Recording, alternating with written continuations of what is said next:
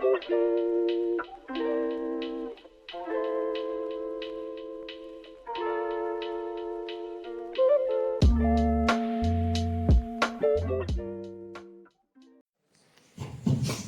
you very much, Maurice. I hope you can hear me okay. It was a very big topic I was asked to cover, and my hosts had many questions they wanted me to cover within that topic.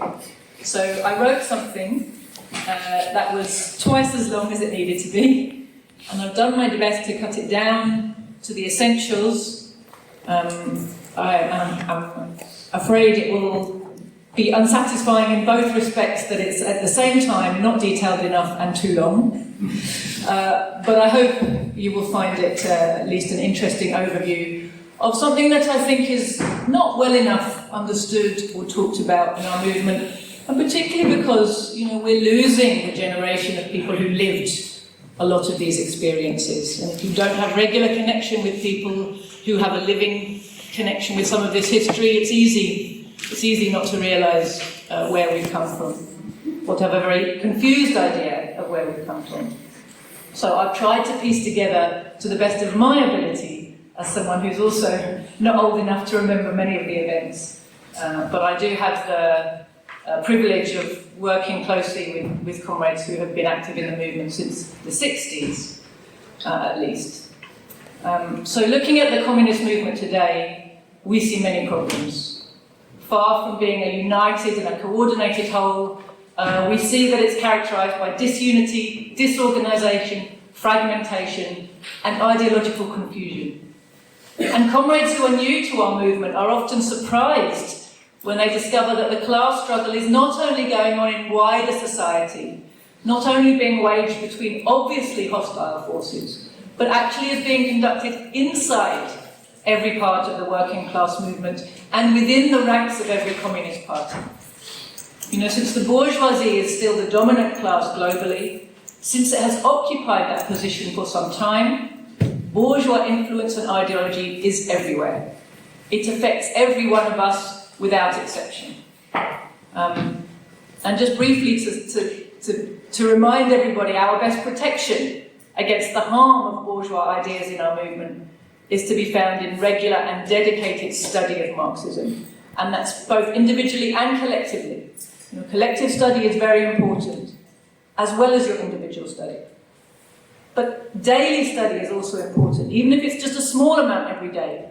It's better to study a little every day than every now and again in a big chunk. And the reason I say that is because it's like a daily inoculation against bourgeois ideology. It helps you to keep your clear class perspective and to fight the constant attack of bourgeois ideas and bourgeois pessimism and pragmatism and all the other infections that come with bourgeois society and bourgeois ideology in our movement. So, you know, there have been several moments in the history of our movement when the evidence of a fierce class struggle and of the capture of large sections of our movement's leadership have become very evident. The First World War was one such clarifying moment in our movement's history. You know, many promises had been made before the war broke out by the leaders of the socialist movement across the world, and particularly, of course, it was based in Europe at that time. The overwhelming majority of the supposedly Marxist leaders, as soon as the war broke out, they sided with their own imperialist ruling classes. They ditched their former revolutionary stances. The most important exception to this pattern of betrayal by European socialist parties in 1914 was, of course, the Bolsheviks, headed by Lenin in Russia. And it was in the wake of this betrayal, and in the wake of the Bolshevik success, that our modern communist movement was founded.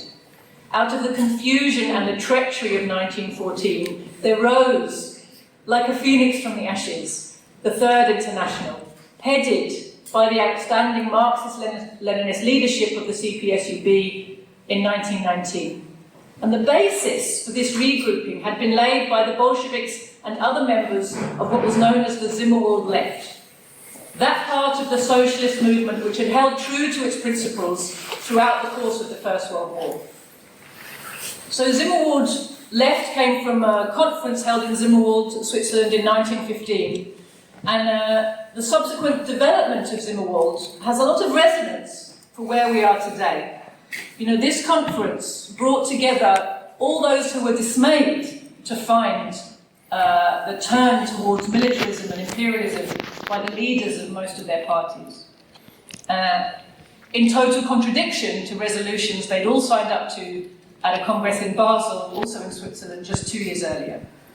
So the course of the war saw the firm incorporation of the right wing of the socialist movement into the bourgeois state apparatuses of Europe. Social democracy emerged as a fully fledged instrument of bourgeois influence in the working class movement.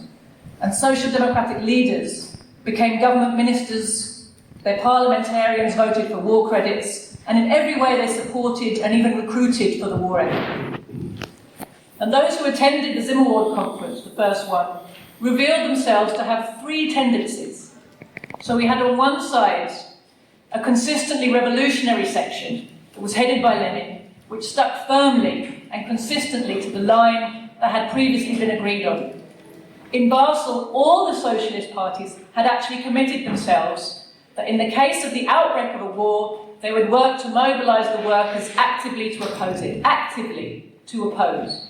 And they would try to transform a war between imperialist powers in which workers were sent to slaughter fellow workers in the interests of finance capital. They would seek to transform such a war into a civil war, into a revolutionary uprising, where the workers turn their guns on their own ruling classes and make a revolutionary war for socialism. That was the commitment made by the socialist parties of Europe in 1912. So in Zimmerwald, all of those who were shocked to see the betrayal of these principles by the leaderships came together. And the Zimmerwald left, the firmly revolutionary section was headed by Lenin. But on the other side, there was a Zimmerwald right. They officially supported the old anti-war line, but they were afraid, fearfully afraid to be seen as splitting the movement. They wanted conciliation with the open social chauvinists. They hoped that when the nasty war was over, they would be able to get back and reunite the movement. Yes? Objectively, this line was a line of capitulation to the bourgeoisie and to the bourgeois-aligned opportunists. And Lenin wrote extensively about the need to expose, rather than cover over, these important differences. Because these are actually the lines of the class war. And the conciliators were trying to hide and bury the lines of the class war. And the only people to suffer from that, of course, will be the workers. Lenin talked about the need to break cleanly, rather than try to mend what was no longer actually whole. And then between these two, between the Zimmerwald right and the Zimmerwald left, there was a centrist position, which tried to bring the two sides together. Again, reconciliation. But objectively, this section also acted like the petty bourgeois vassallators in the class struggle, unwilling, unable to take a firm position, afraid to speak out against former friends and comrades, hoping against hope that they'll find a way to square this circle with the minimum of unpleasantness. Yes? History has given us all the proof we need of which position was correct. The success of Lenin and the Bolsheviks in the October Revolution was based in their firm adherence to the right line, their willingness to speak uncomfortable truths in order to educate the workers and guide the movement.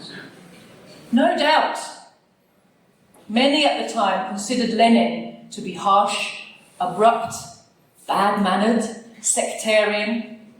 No doubt many of them asked themselves and told each other, who is this upstart Russian? Why does he think he can lecture us, the German socialists, the leaders, the vanguard of the movement, about Marxism, about the correct strategy and tactics for making proletarian? Who does this guy think he is? Yes? Sound familiar? And history, of course, we know. Not only did the Bolsheviks, guided by Lenin's brilliant scientific leadership, prove correct, not only were they successful in establishing the world's first socialist state and building the world's first socialist economy, but they inspired the development of parties of the Bolshevik type all over the world. That is why almost every country has an official Communist Party whose establishment dates to the years immediately following the October Revolution and the establishment of the Comintern. Many of those were splinters from what previously had been considered the official socialist movement. They were the rebels, they were the small force. They became the official force because of the weight of history, of what happened in the First World War and what happened in the October Revolution. This was the movement that inspired revolutionary developments all over the world and which unleashed the pent-up desire for national liberation across the colonies. For so long as the Soviet Union continued to be guided by Marxist-Leninist science, the world communist movement worked in harmony and garnered great prestige in every corner of the globe. And this prestige was enhanced tremendously by the victory of the communists over fascism. You know, the victory over fascism was a communist victory. And never mind the bourgeois propaganda that tells you differently. You only have to look at the true numbers involved, the true forces, where the real battles were to understand this. The victory in Europe was won by the Soviet Union at tremendous cost to itself. The victory in the East was won by China. And in both the East and the West, from Korea to Greece, from Vietnam to France, the most important supplementary forces, the partisan liberation movements against fascist occupation, were led by communists. So, our present troubles also owe their origins to opportunism and have their roots in a similarly crucial moment. And that is the triumph of Khrushchevite revisionism in the Soviet Union. With the installation of Nikita Khrushchev as leader of the CPSUB after the death of Stalin in 1953, and especially at the CPSU's 20th Party Congress in 1956, the Soviet Communist Party set itself on a revisionist path from which it never returned, taking actions that steadily undermined the economic mechanisms of socialist central planning, while at the same time weakening the theoretical and organisational strength of the party and its connection thereby with the masses. Leaders who did not agree with Khrushchev's market reforms and theoretical revisions were systematically purged from all important organisations of the Soviet Party and the state. And at the same time, the party membership was opened up to all kinds of non-proletarian strata under the guise of building what Khrushchev called a party of the whole people. Meanwhile, the quantity and the quality of Marxist education given to party members and the wider population was downgraded. Stalin's works ceased to be produced and studied, and censorship laws that had controlled the spread of bourgeois ideology were relaxed. So these were capitulations to imperialism all along the line, but at the same time Khrushchev was lulling the Soviet people to sleep by promoting idealistic utopian fantasies such as the party of the entire people, the state of the entire people. All of this fatally undermined the basis of socialism in the USSR. And in the international sphere, Khrushchevite clique did tremendous damage to the unity and the prestige of the world communist movement by promoting such anti-Marxist concepts as a peaceful transition to socialism, peaceful competition and peaceful coexistence with between socialist and imperialist states. And instead of standing up to nuclear blackmail, like we see our Korean comrades doing so brilliantly in today's world, Khrushchev echoed and reinforced it. He, like the imperialist, used the threat of a nuclear war as a justification for abandoning the positions of class struggle. And if you listen carefully today, that's exactly how the nuclear war threat is constantly used against us today. Don't fight back because the imperialists are crazy and they'll drop a bomb on you. That's how they use the fear of nuclear war against our movement today, to scare us into submission. In large part, Khrushchev was able to do these things because he had appropriated the leading position in the party of the great Lenin, the party of victorious revolution. And of course it was a position that had been so brilliantly occupied by Joseph Stalin for 3 decades, during which time a great socialist motherland had been constructed, and to whose leadership the workers and peasants of the world had learned to trust implicitly. It had never let them down. The so-called secret speech made by Khrushchev at the 20th Party Congress was kept secret only from the Soviet people. The denunciations it contained against Joseph Stalin and his leadership were leaked to the imperialist press, which jubilantly published its contents all over the world. Within 1 year, half the world's Communist Party members had been demoralised into resigning their membership. Just think about that. A movement that looked, a few years earlier, absolutely unstoppable. Suddenly, with one single blow, just a speech, demobilised half its members worldwide. Demoralised, confused, split. Before anything else had happened, just that was enough.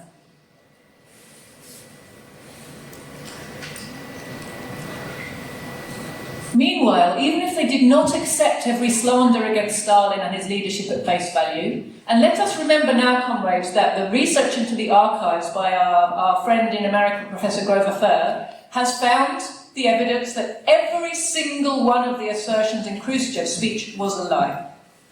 And I spoke to him about when he did this research, and he said to me, you know, it's a bit embarrassing.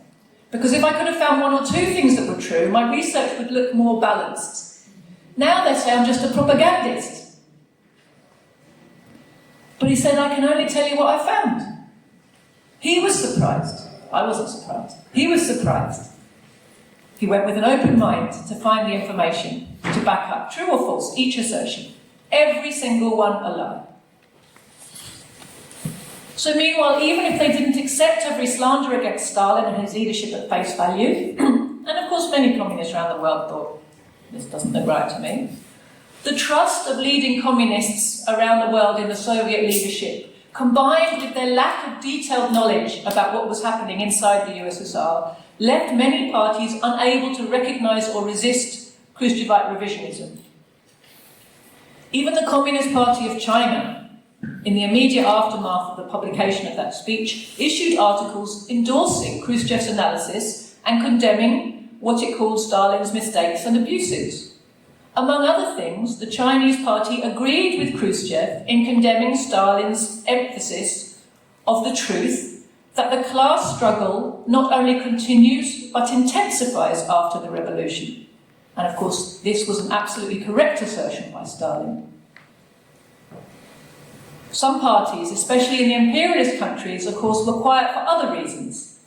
You know, in the West, the Western parties, it was quite welcome to them, the Soviet turn away from class struggle. It chimed very well with the class collaborationist line in which many of them were already engaging in the post-war conditions in the imperialist countries, where the construction of welfare states, the provision of a hefty social bribe even to the poorest workers, meant that social democracy was becoming very dominant, and the communists fully collaborated in this process.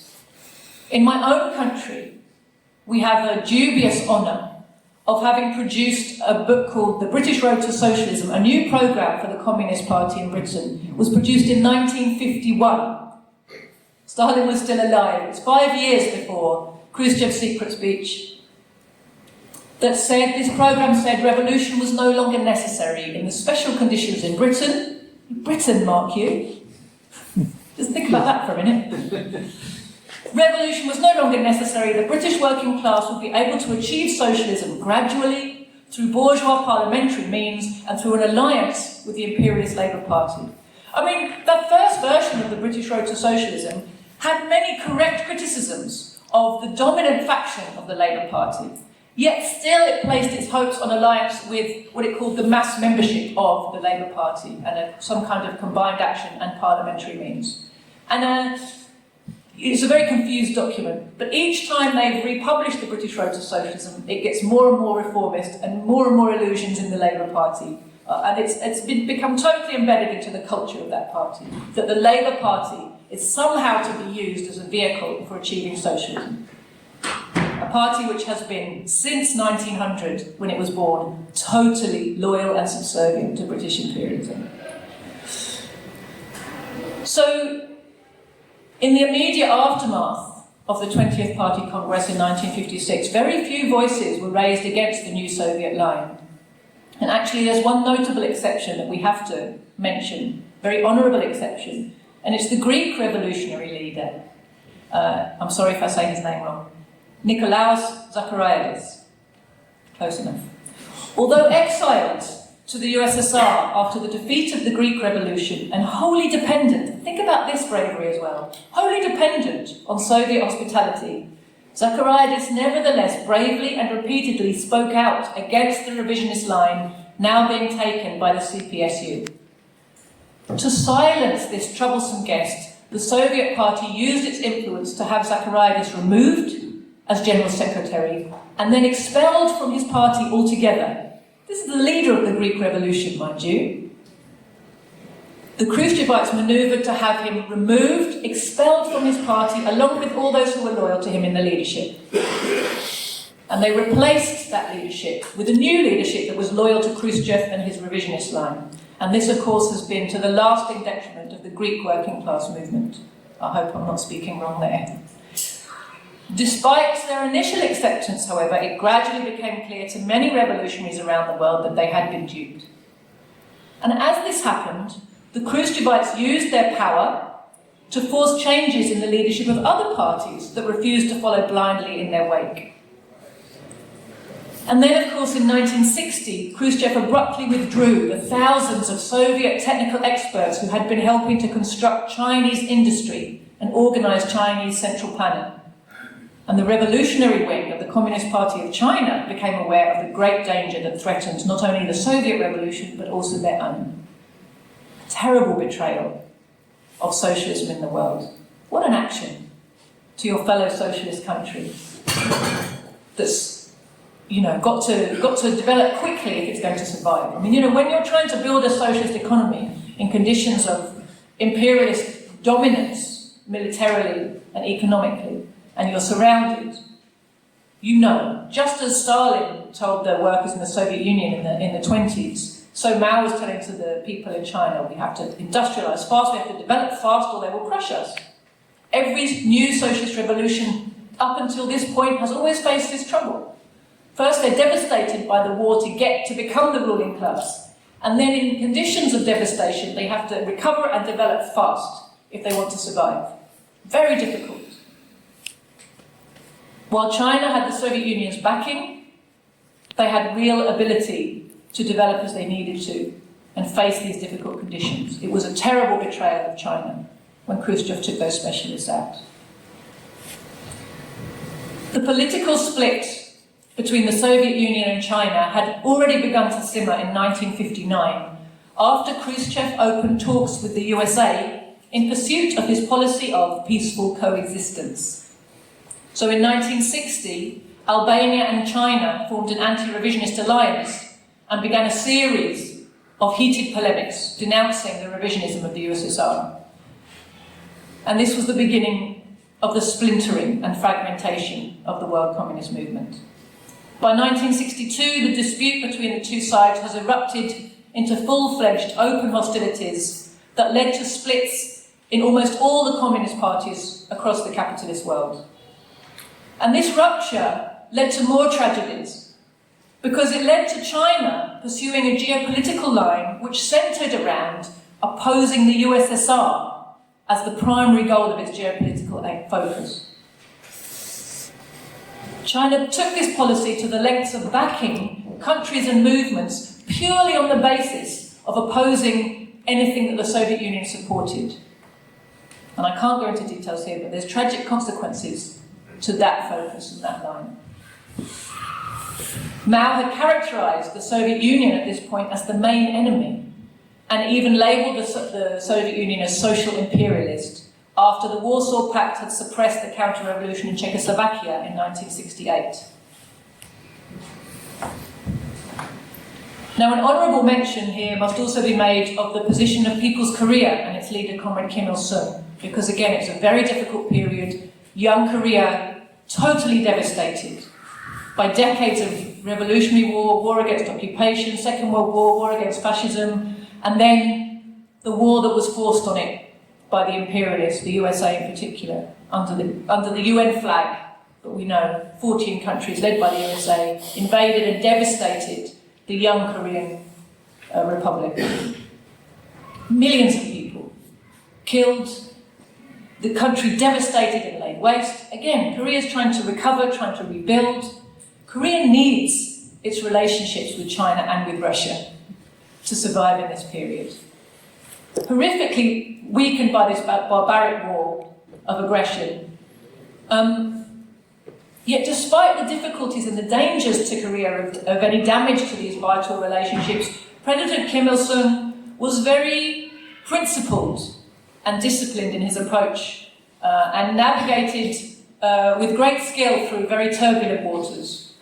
So while never giving up his country's adherence to Marxist science and to a planned economy, while agreeing with Chairman Mao in criticising the revisionist positions of the USSR, and thus placing Korea, you would say, on the Chinese side of a theoretical divide, Kim Il-sung was not afraid also to criticise what he described as dogmatism in the Chinese position and approach.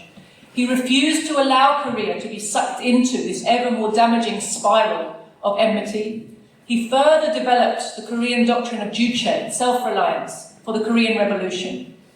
And while patiently overcoming difficulties in Korea's relationships with both the Soviet Union and the People's Republic of China, the DPRK continued to maintain respectful connections with both and refused to let the policy of either determine the fate of the Korean Revolution or set the parameters for the development of Korean socialism.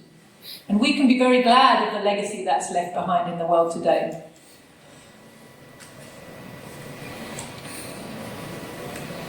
So unfortunately, the overreaction of Comrade Mao Zedong to the Khrushchevite betrayals had deadly consequences in many parts of the world. And the open hostilities between socialist countries and their proxy forces inflicted blows on our movement that the imperialists could only have dreamed of making for themselves. Of course, the imperialists weren't slow to recognise their opportunity. They worked hard to do everything they could to widen every split, to promote every disagreement of principle, and to elevate many things which were not really principles into seeming like big shibboleths and articles of faith. They were definitely the provocateurs, and the secret services were at work in every fracture they could find to make it bigger and wider and more impassable. And even some of the brilliant tactical applications of Marxism by Comrade Mao and the Chinese communists to their own particular conditions, such as the waging of a people's war by establishing liberated territories, basing themselves in the downtrodden peasant masses and surrounding the cities as part of their waging of a revolutionary people's war in a semi-feudal and semi-colonised country, were made ridiculous by some of the Western so-called Maoist groups. You know, we had a group in Britain, I couldn't find out or remember what their name was, but I remember hearing the stories about them, because they interpreted the Chinese liberation strategy like a biblical instruction handbook, and responded by sending their members to live in like remote seaside towns from which they were going to one day surround the cities.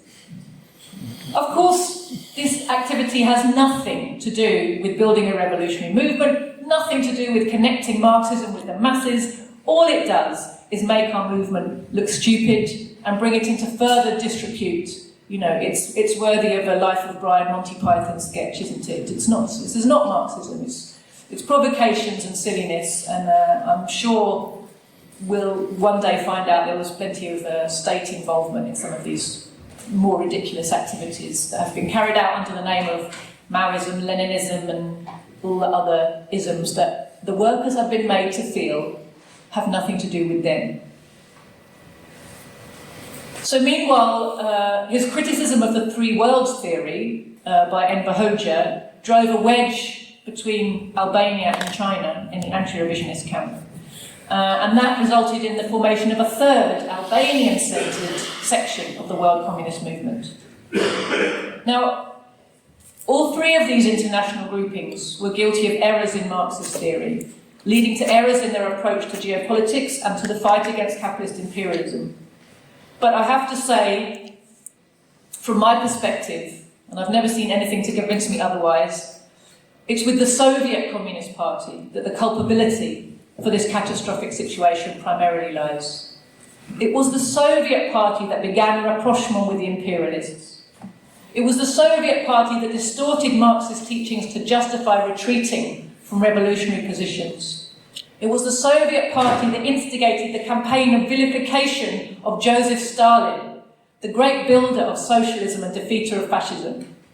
It was the Soviet Party that interfered in the affairs of other parties in order to maintain hegemony over them. It was the Soviet Party that distorted the principles of internationalism, stopped helping in the vital task of developing China's socialist economy, and insisted on subservience to its line as a condition of fraternal assistance and relations. And it was the Soviet Party that preached reformism, parliamentarism, and peaceful coexistence. Besides providing plenty of opportunity to pour fuel onto the flames in various ways, the secret services of the imperialist centres now had all the ammunition they needed to give a helping hand, and I think we will find it was very substantial, to the resuscitation of Trotskyism, an imperialist-aligned, anti-Marxist ideology that had been entirely discredited by the USSR's successful building of socialism and heroic victory over fascism. Trotsky had made himself a nobody by the course of his life and the fate of all his predictions. Nobody would have cared about him if Khrushchev hadn't resuscitated all of his lies in 1956 and handed a present to the Western imperialists. You look at the resurgence of Trotskyism in the West today, you'll see it comes from this period. The Soviets handed this gift, and we know, those of us who are old enough to have lived through the time when the Trotskyists dominated the so-called left-wing socialist movement in the imperialist countries, you know what havoc that's wrought on the consciousness of the masses. With Trotsky's lies now being repeated by the leader of the Soviet Union, and with communist parties across the world, and in the West especially, retreating from revolutionary positions, Trotsky could be presented not only as having foreseen the USSR's apparently inevitable degeneration, but as having been all along the real revolutionary. And as a result, newly founded and suspiciously well-funded Trotskyite organisations began to attract a significant following, particularly amongst the radical students, teachers, and better-off workers in the imperialist countries. And bourgeois historiographers trumpeting Trotsky's inheritance of Lenin's legacy flourished. And of course, the Trotskyist version of the history of October and the history of the Soviet Union was the one that got enshrined as official history in all our textbooks, again dating from this period. So for many, I'm going to jump forwards now, sorry. For many revisionist parties which had sunk into social democratic reformism and all but given up any but the most token lip service to socialism, the counter-revolutions in the USSR and Europe were a death knell. Parties across the world that had remained affiliated to the revisionist USSR either dissolved themselves or changed their names and programmes to embrace the new reality of triumphant capitalist supremacy. In my country, for example, in Britain, the old CPGB, which had already sunk into a pit of reformist Euro-communism, dissolved itself in 1991, and as it did so, it declared in its final resolution that the October Revolution had been a mistake of historic proportions. So just remember this, comrades. When you're feeling demoralised about your size, you can be big, you can be strong. If your line is wrong, you are destined for the bin. Yes? If your line is right, you may not win. It's not guaranteed that the right line will bring you victory, because many forces have to align. But if your line is wrong, you're going nowhere. No matter how big you may get for a while, you will not see socialism on the basis of a wrong line.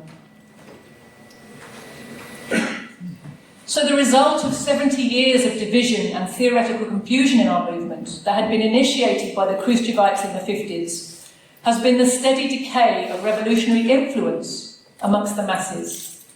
Mass parties in many countries adopted increasingly reformist lines and were thus in no position to stand up to bourgeois triumphalism in the 1990s. Many parties that had retained the name communist, such as the parties in Italy and France, still huge at that point, but they had long ago lost any connection to revolutionary class struggle.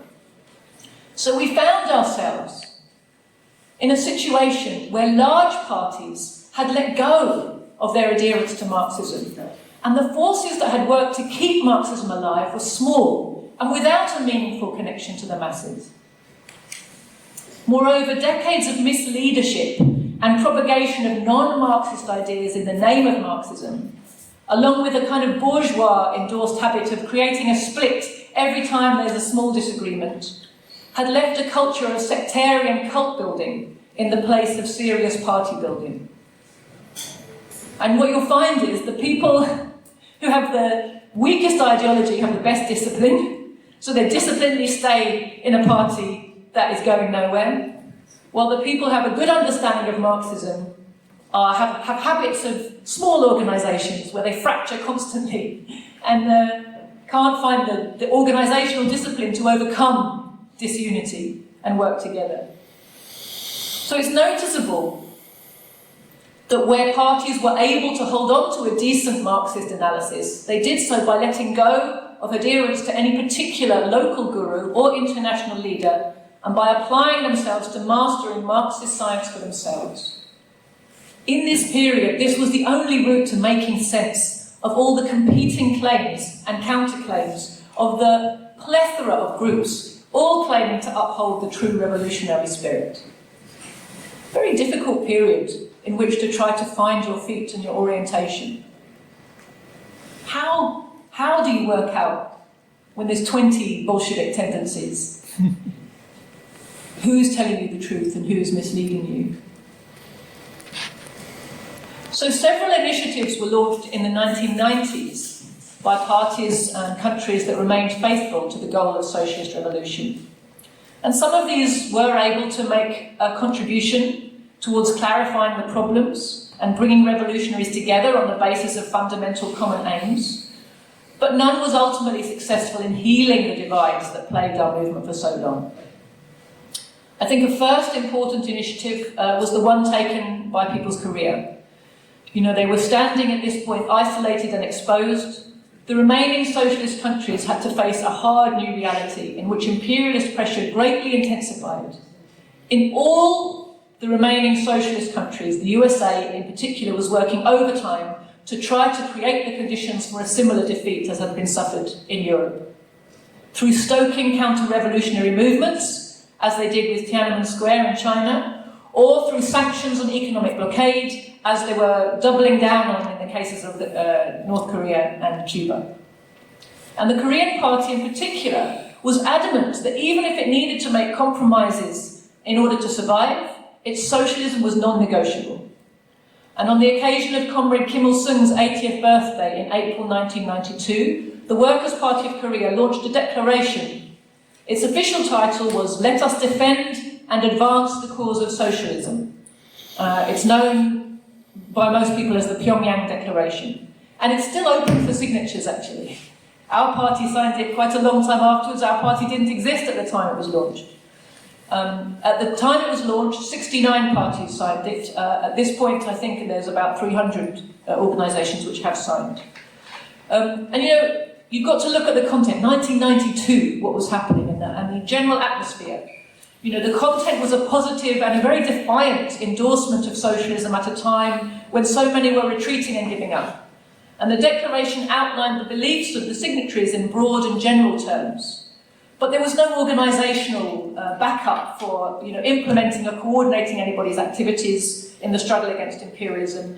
And as a result, over the years especially, parties who really, their adherence to socialism was actually pretty much lip service, were able to sign the declaration in following years, and you'll see, you might find in your own countries, Certainly in my country, there are people who've signed it who I would question their real commitment to the principles that are laid out there. But if you can sign it and it's a good badge, there's conditions where people will do that. In 1992, it was a bit harder. And some of those parties who've signed it, they don't have to prove in practice that they adhere to what they've signed, and they don't even have to publicise that they've signed it particularly. But immediately following the launch of the Pyongyang Declaration came the launch of the annual International Communist Seminar on May Day 1992. The Workers' Party of Belgium, at that time a revolutionary Marxist-Leninist party led by Comrade Ludo Martins, had its roots in the Maoist anti-revisionist movement. But Comrade Ludo had been persuaded to give up the dogmatic aspects of his Maoism in favour of a broader Marxist-Leninist anti-revisionist stance. And Ludo and the PTB took the initiative of bringing together as many parties as possible from around the world, including from the territory of the former Soviet Union, in the hope of finding a path to agreement about what had caused the collapse of Soviet socialism, what the revolutionary movement needed now to do to learn and regroup and reunify. And Ludo specifically proposed trying to find a basis for the reunification of the four main tendencies then inhabiting the Marxist-Leninist movement. So there was pro-Soviet tendency, pro-Chinese, pro-Albanian and pro-Cuban were the kind of main groupings that you would find then. And some of the prominent theoreticians besides Ludo attending the May Day seminars in Brussels at that time included Joti Brar from Britain, Tamila Yabrova from Ukraine, and Nina Andreeva from Russia. You may well have heard of some or all of those. And it was greatly to the credit of Comrade Ludo and the PTB that they made contact with so many currents within the former Soviet Union that were themselves struggling to come to terms with what had happened in their country and who continued to uphold the banner of Marxism. Unfortunately, there was no party or individual with the prestige to bring together the various warring factions and establish a common line. And this has been a recurring theme in our movement since the loss of a unified leadership. These divisions abound, and the impetus to overcome them has never yet been strong enough to create meaningful unity of action across international borders, or to unify separate groupings within each country in the way that Lenin and the Comintern were able to do after the October Revolution. And the truth is that this is likely to continue to be the case until a new socialist revolution is successful.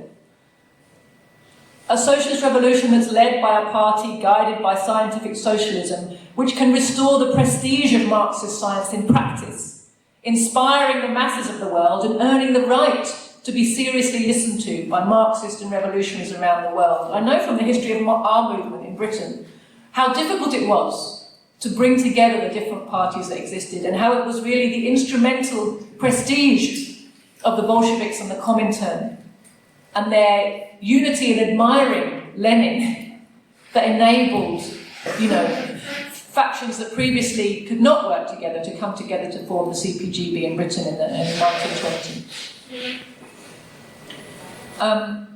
Some of the major works aimed at reasserting a Marxist line during this period, important books that are worth reading for everybody, include Ludo Martin's book Another View of Stalin, and some of Joti Brar's books, Perestroika, The Complete Collapse of Revisionism, which to my mind is still the best.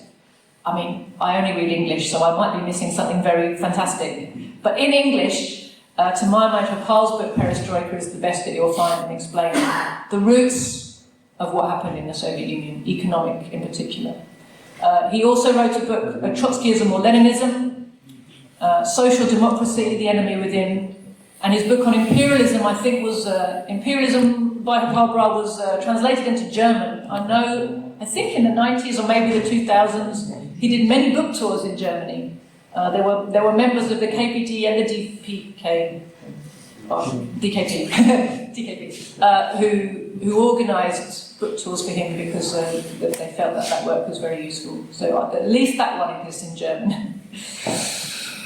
In 1998, the Greek Communist Party, the KKE, which had gone along with Gorbachev's catastrophic anti-socialist policies of glasnost and perestroika in the 1980s, began a process of piecing together some type of communist international.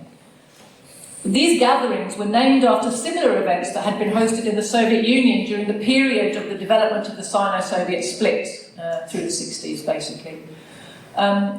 They've grown now and are portrayed by many of their participants as representing the official communist movement. But many problems were baked into the cake, as we say in Britain, right from the beginning of this refoundation, as is seen. The first was that the main organising party, the KKE, had really never fully settled accounts with its revisionist past. So some of its statements about the collapse of the USSR, in particular some theses that were passed at its 2009 Party Congress, appeared to indicate a willingness to come to terms with revisionism and reverse course. But this never seems to have been reflected by a change in its organising practices. You know, in bringing back together the international movement of communist and workers' parties, international meetings, sorry, of communist and workers' parties, they really picked up where the old revisionist grouping had left off. The core of these meetings was heavily skewed from the start towards those parties that had been aligned to the revisionist Soviet Union, all of which had long ago abandoned Leninist revolutionary politics in order to remain aligned with Khrushchev and Khrushchev's successors, and none of which any longer represented the revolutionary vanguard of the masses. Most of these parties have still failed to make any meaningful evaluation of the collapse of the USSR or the opportunist course taken by themselves. The best you'll get is vague references to mistakes and a discreet silence. There's nothing to be learned from this. This is not the basis of progress for our movement. You can't get an attitude that's further from the Leninist revolutionary practice of assessing and learning from mistakes, of explaining them clearly to the masses and adjusting our activities accordingly. So just as the CPSU had been a dominating influence in the post-war gatherings it hosted, so we find that the KKE has dominated the agenda, the discussion, the participants and the outcomes of the work undertaken by the International Meeting of Communist and Workers' Parties, which is known to many by the name of its website, SolidNet. The KKE has likewise come to dominate other international organisations that also had been previously run from Moscow and which it has taken responsibility for rejuvenating. So these include the World Federation of Trade Unions, the World Federation of Democratic Youth and the World Peace Council.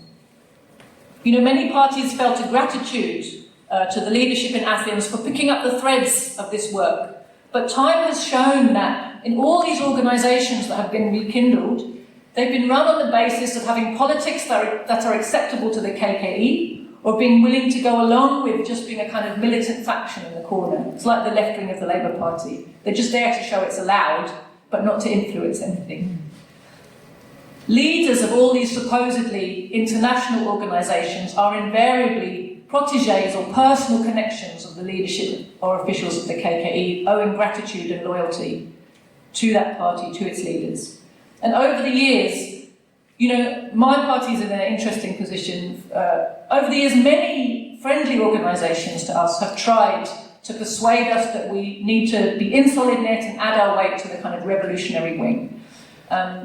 We first applied to join in the early period after our party's formation, and since then we were rejected. We have reapplied many times, but we're consistently kept out. Our contacts are not even replied to. Presumably, our politics are not acceptable to SolidNet's gatekeepers. Nobody's told us.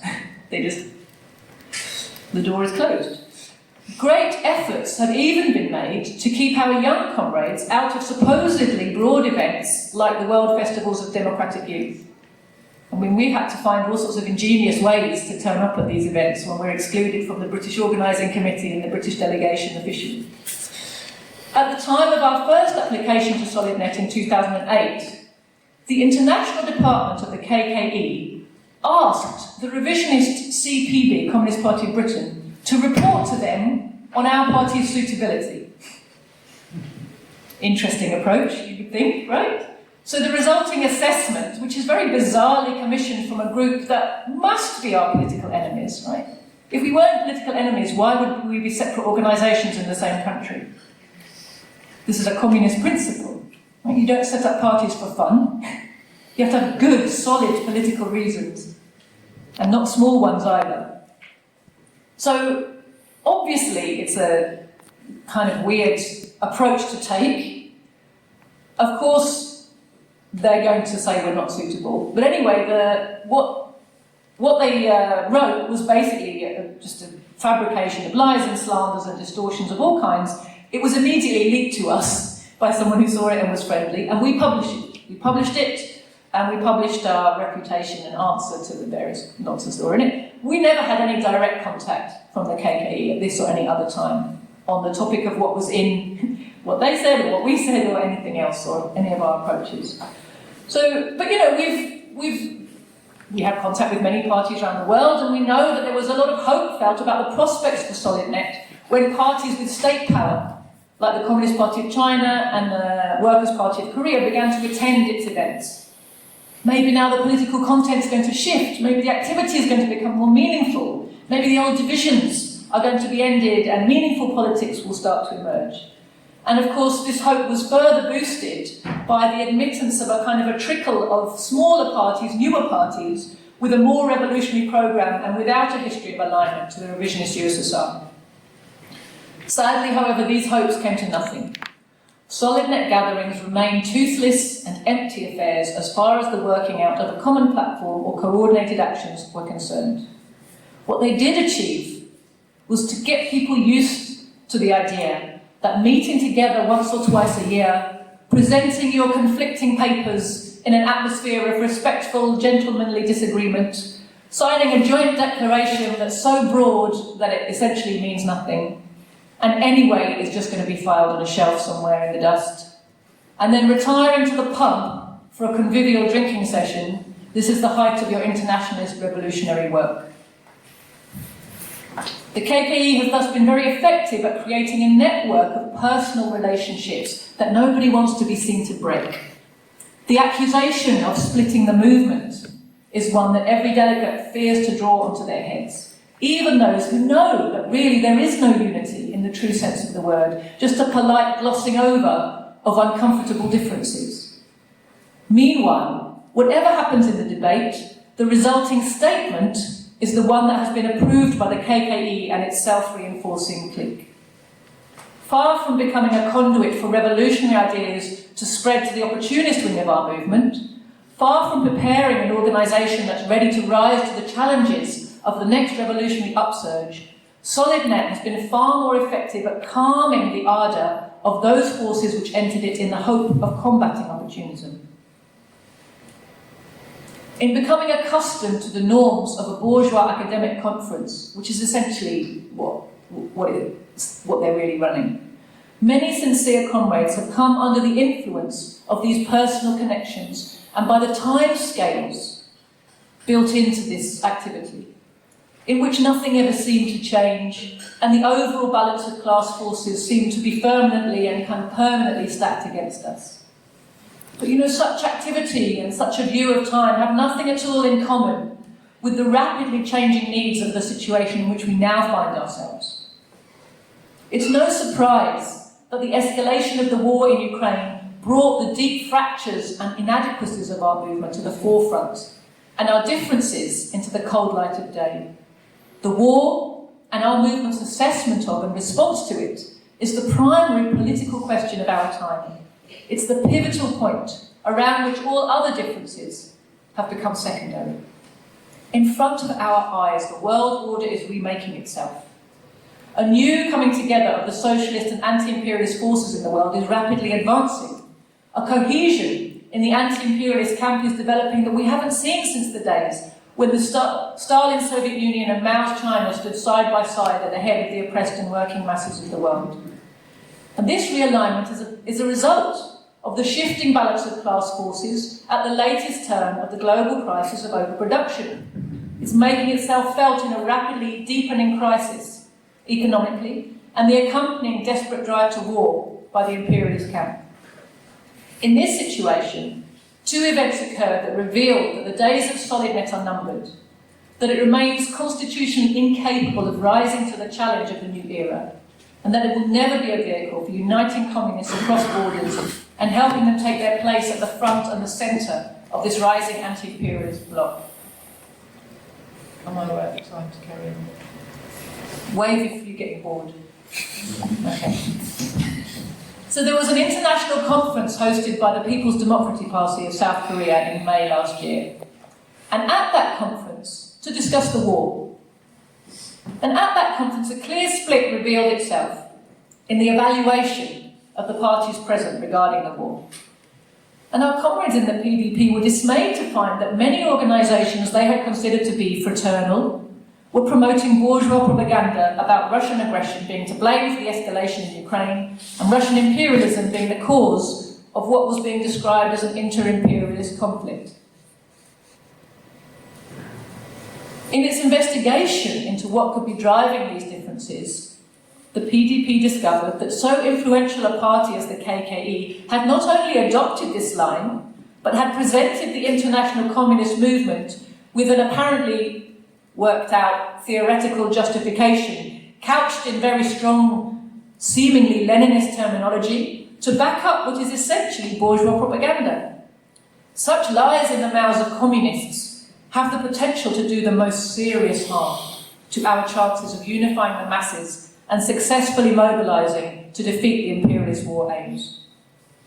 So a group of like-minded organisations, including my own, which shared the PDP's dismay at this betrayal of Marxism and which understood the pivotal importance of this question right now, came together to draft the Paris Declaration and to found the World Anti-Imperialist Platform, recognising that the essence of the coming battles is of a struggle between the Allied imperialists on the one hand and the independent anti-imperialist world on the other.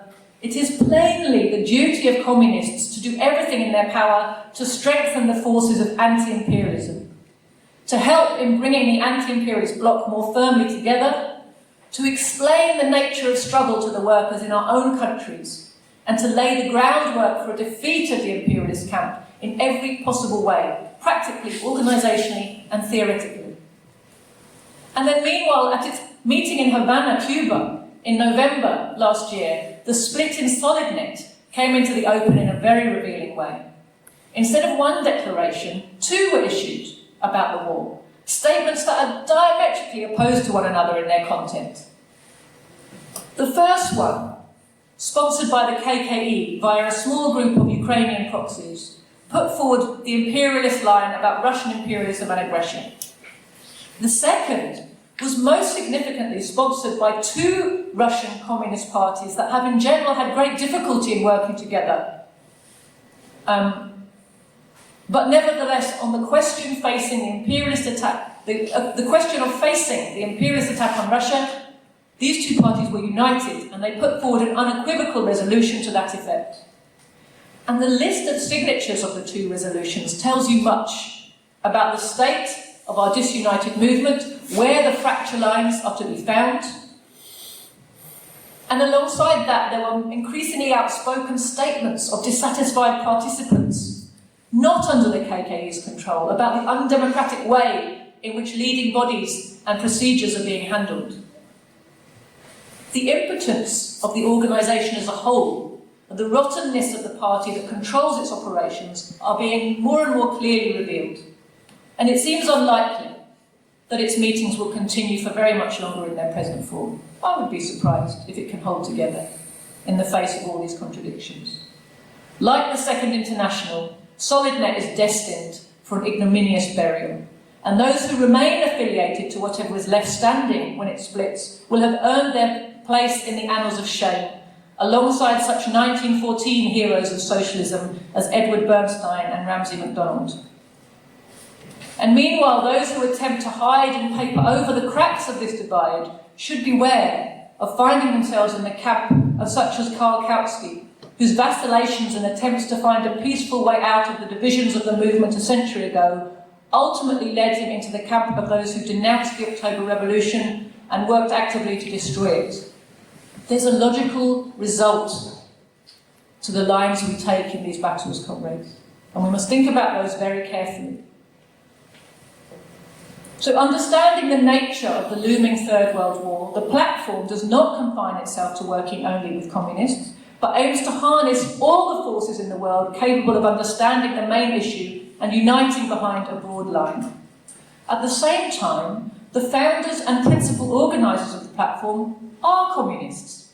We aim not only to strengthen the anti-imperialist struggle, but to strengthen the role of the communists within this struggle.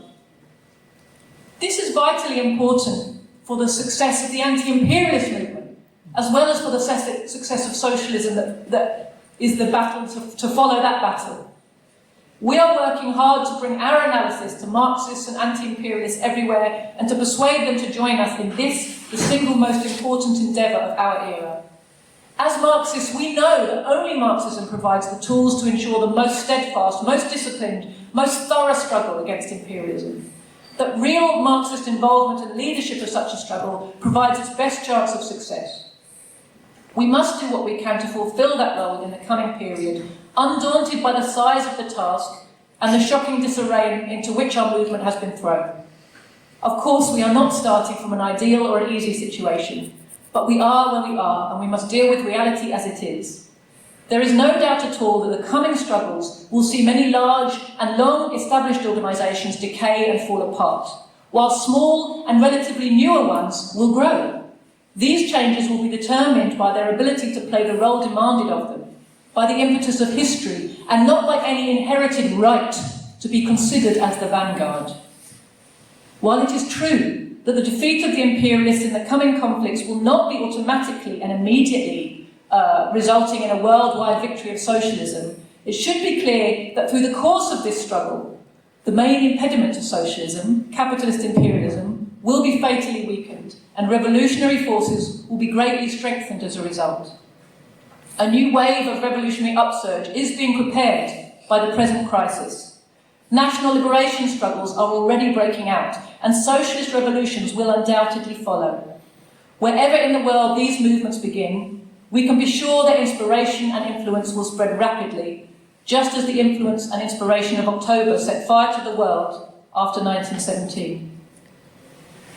Now, there's a natural pause here. I was asked to talk to you something about Britain, and how it relates to what's happening in Germany. I'm sorry, it's hard to cover everything. So the question is, do you want to hear that, or do you want to stop now and talk to me about what I've already discussed? Cut it down to 5 minutes. I'll start talking and you tell me when to shut up. Yeah. So as with you here in Germany, our country is ruled by an established imperialist class whose subordinate position to US imperialism does not at all mean that it has ceased to be a power in its own right. We continue to stress in our analysis the power and interests of British imperialism, but it is indisputable that the war in Ukraine has highlighted the reduced position of British imperialism and revealed the fact that inter-imperialist rivalries have been subordinated to the need of all the imperialists to group together for the survival of their system. A century ago, the First World War had already greatly weakened all the individual imperialist powers that fought in it, including the victors, as well as the capitalist imperialist system as a whole. Partly this was because of the scale of destruction and devastation, but particularly it was because the First World War unleashed the power of the October Revolution. The revolution was propelled by the war, and it signalled the rise of the era of socialism and national liberation. And not only the workers in the imperialist countries, but the oppressed masses across the colonies began to struggle in earnest for their emancipation from imperialist slavery from this point on. So the Second World War further weakened the old imperialist powers of Europe and Asia. In fact, it was only the existence of the USA, which was the one imperialist power that got stronger through each of the world wars instead of weaker.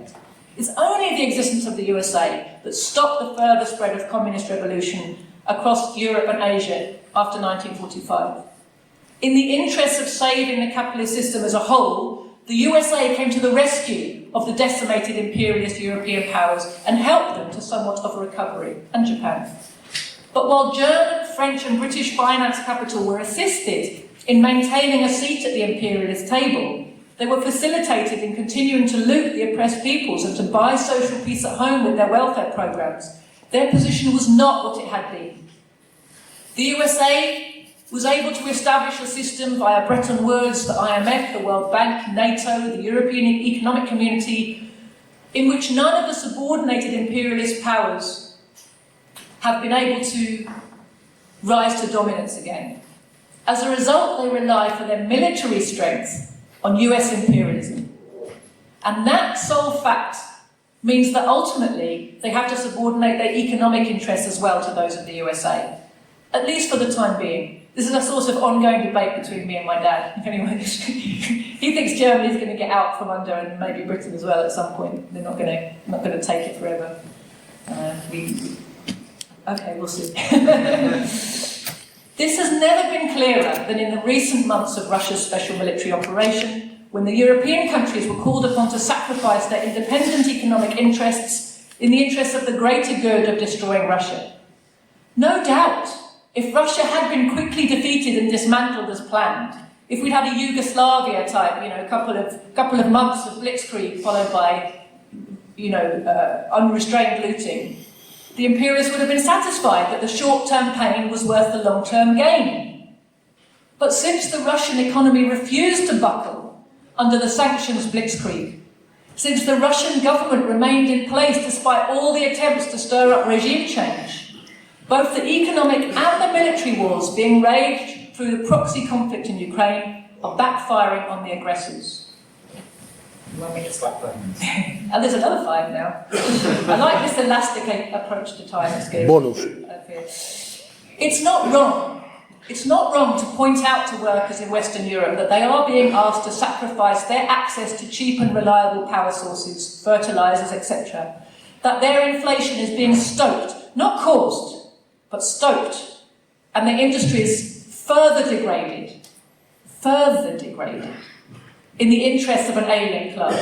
It's perfectly correct to take notice of this and use it to our advantage. Use to our advantage the publicity that's created when our rulers are divided and fighting amongst themselves. Smaller scale capital in Europe. And of course, in this case, let's remember that smaller may still comprise some pretty huge multinationals. It's all relative. Is being asked to pay the price of trying to keep the profits flowing for the very biggest. Equally, there is a reason why all the European officials in the EU and NATO and so many government ministers of our countries are happy to go along with this programme. This is because in Germany, as in Britain, the biggest financiers understand that their only hope of surviving this crisis is on the coattails of US imperialist power. And so ultimately, that is where their loyalty will lie. If millions of German and British workers lose their jobs or are otherwise plunged into poverty in the process, that matters little to them. They are equally indifferent to the plight of their fellow capitalists who are going to the wall. There is no honour among thieves. The capitalist system is characterised first and foremost by competition, and it is in the nature of the system that the biggest players will survive at the expense of the smaller, medium, and even what we would consider to be very big, just not big enough. In showing these truths to workers in our countries, our aim is not to recruit them to the cause of the capitalists who are threatened by US hegemony and wish to return to the days when they had the power to go it alone. In Britain, we call this camp the Little Englanders. In Europe, you can see them in the proponents of the EU army. Yes? Our job is to help workers see that not only are those days gone forever, but that workers have no interest in returning to them. We do not want to make Britain great again by returning to the days when the British Empire ruled the waves, but to help workers understand by their own experience that there is simply no way out of crisis and war except through socialist revolution. I'm nearly there. It's noticeable that the labour aristocracy in Western Europe, which is made up of privileged workers, petty bourgeois strata, professionals, NGO workers, as well as the highly paid and professionalised trade union leaderships, is totally tied to and dependent on imperialism for its privileged position in capitalist society. It's the most loyal section of the population when it comes to defending imperialist wars and imperialist interests. In Britain, we were recently treated, as you were here in Germany, to the disgusting spectacle of the Trade Union Congress voting for an imperialist-backed motion to stand with Ukraine, condemning Russian aggression more strongly even than most impeccable bourgeois politicians, and practically demanding an open-ended commitment to arms and other support for NATO's proxy Ukro-Nazi army. This serves to highlight the importance of continuing to study and act on all the lessons taught to us about opportunism by Lenin. Opportunism within the working class movement remains our most deadly enemy. It represents the influence of the bourgeoisie in our midst, our enemy within, and has been the cause of many catastrophic reverses for our movement and our class. Only those who have waged serious and relentless struggles against opportunism have been successful in carrying out socialist revolutions, and there is not a doubt that this will continue to hold us true in the future as it has in the past. Thank you for your patience.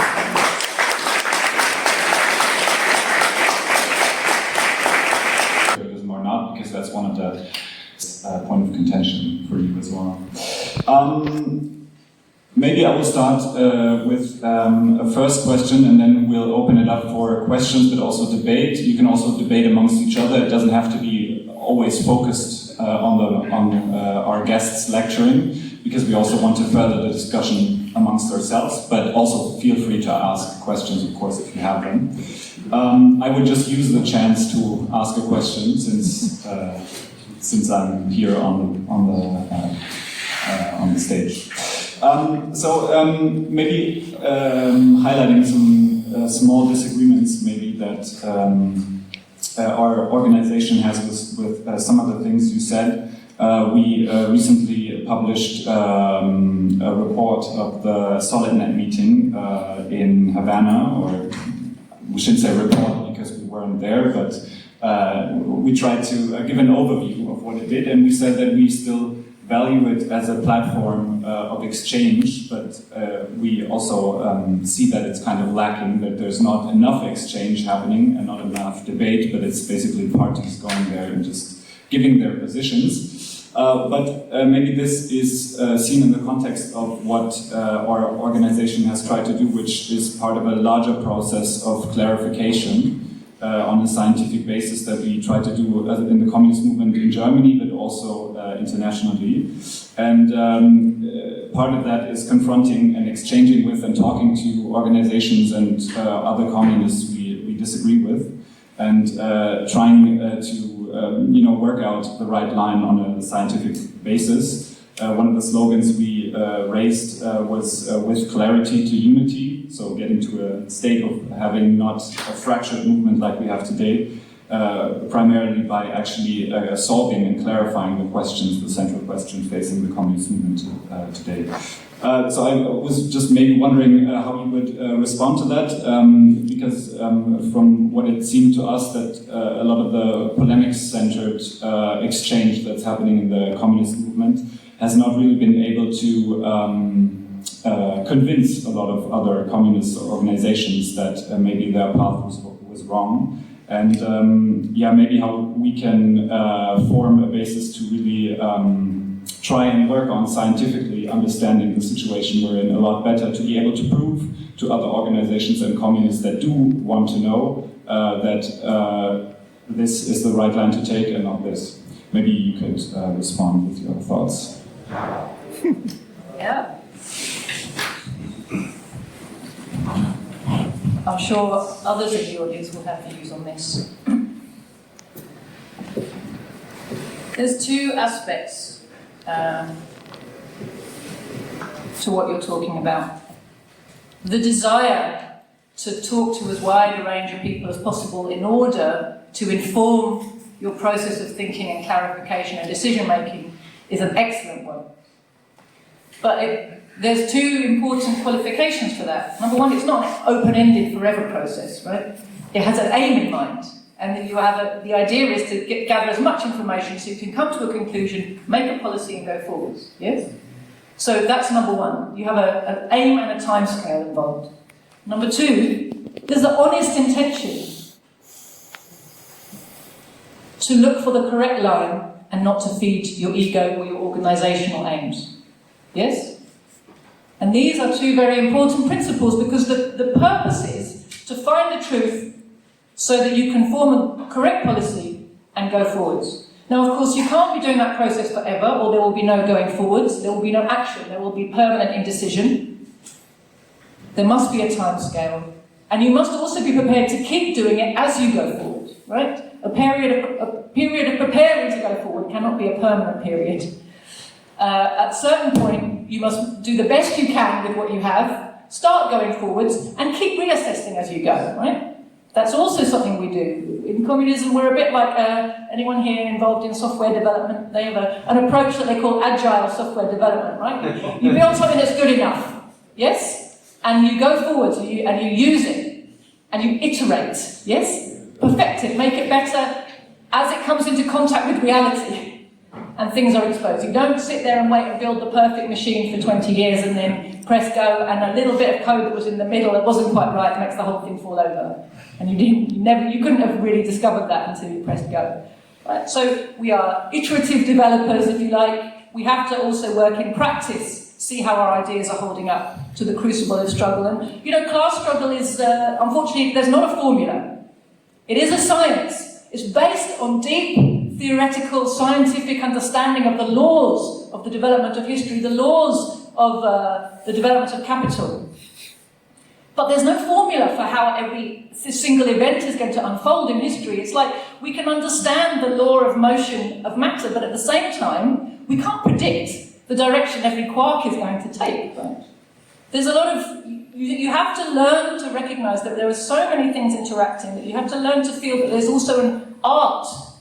And part of the art of revolution comes from experience combined with theoretical knowledge.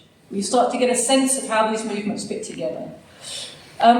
So one has to be prepared to also just plunge in and start and move and see what happens. But with always an open mind, an honest mind, and a constantly developing mind, open to what's around you, open to new information, also constantly studying the classics, which keep our perspective firmly rooted in scientific realities. The problem with SolidNet is it has neither of these things. Just coming together and everybody saying, I'm a communist too, although we have completely opposite ideas of what that means. And we tell each other the things we think, and we go, yeah, well, you would say that, wouldn't you, and go home again. But we've made a personal, friendly connection. I don't see anything useful in that, and you could say it's sour grapes, they don't let me in. Maybe if I was going up to Havana every couple of years, I'd feel differently. But genuinely, politically, when I look at that, I don't see in it anything that's useful to the development of our movement. Quite the reverse, and I've outlined my reasons for that. I've given you a very broad outline, but this exchange is only exchange, and not just, there's two types of conversation, aren't there? There's the one where you genuinely open your mind to the ideas of the person who's talking to you, or there's the one where you wait for your turn to speak. And you're just thinking about what you're going to say and you're waiting. And when's this guy going to shut up so I can say my thing? And you just talk at each other. As human beings, we know the difference, right? And as communists, there's also a great difference between an exchange where people come and say opposing things to each other and go away and nothing changes, and an exchange where people genuinely feel that the people they're talking to have something that they need to listen to. And part of that also comes from whether the people who are delivering these lines genuinely, scientifically, sincerely believe in them as the road to revolution, or whether they've just learned a culture of repeating lines they learned by heart. Are the people who are pronouncing these opinions really grounded in science when they deliver them? Do they really know what they're talking about? Do they sincerely believe that they have worked out for their own country a program, a path, a step, the next step towards revolution? Do they even believe that the socialist revolution is ever going to happen? Because in my country, most of the people who call themselves socialist and communist, if you scratch at them a little bit, they don't believe there's going to be a socialist revolution in Britain. They certainly haven't worked out what's the next step they need to be taking. It's not guiding their work. They have a habit of activity, a culture of being, where they repeat phrases like a rote. But this is not revolution. And because someone says I'm a communist and spouts phrases that have the word Lenin or Marx or whatever in them, you have to also educate yourself so you're able to appraise for yourself critically the content not only of the phrases and the words, but of the activity of the organisations that put forward the phrases and the words. How do the two match up? What's the result of their actions? What's their impact on the movement at home and abroad? You know, in reality, what is it that those actions tend towards in terms of class struggle?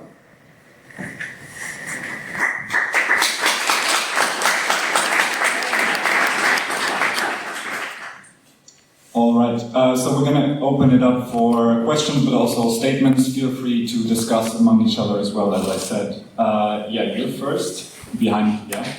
And, genau.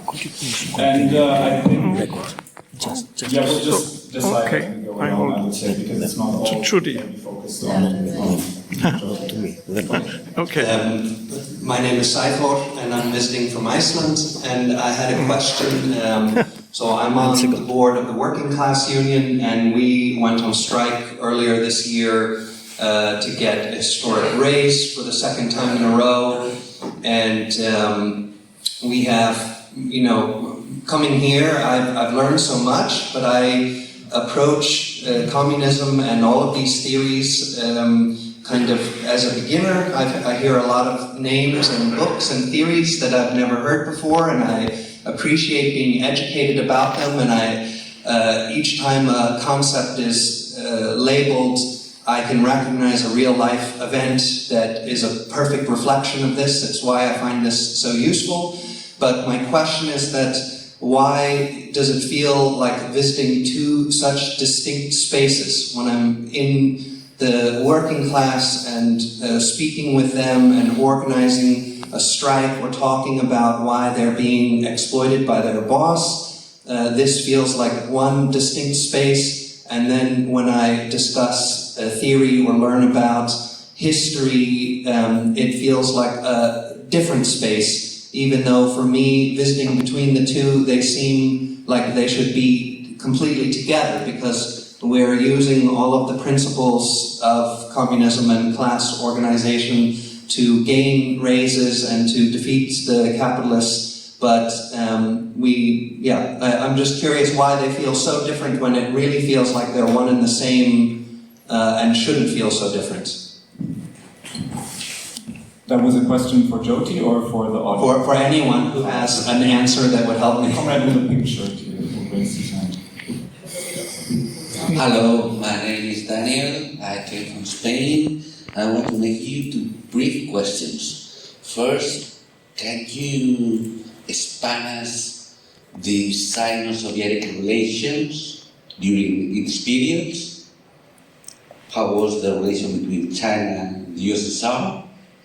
And the second, do you have any commentary about members of the Spanish Communist Party in the government of the Social Democrats and the presence of the Vice President and Labour Minister and many more of the government?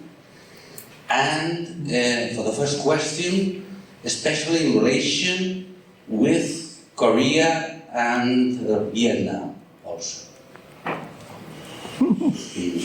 Sorry, so sloppy. Comrade Patelis. I want to thank you, all of you, and especially Comrade Joti for such an important speech. I agree with with all your main positions, but let me a little to add some problematics in the content of your speech.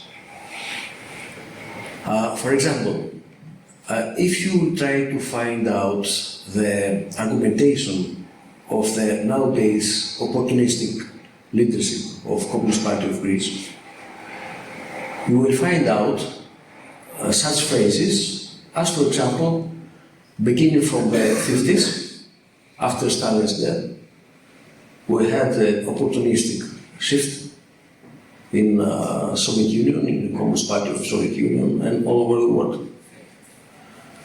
And more of that, they are beginning to blame that period Soviet government and Communist Party of Soviet Union, that they used to involve bourgeois instruments and approaches, including firstly the commodity money relationships.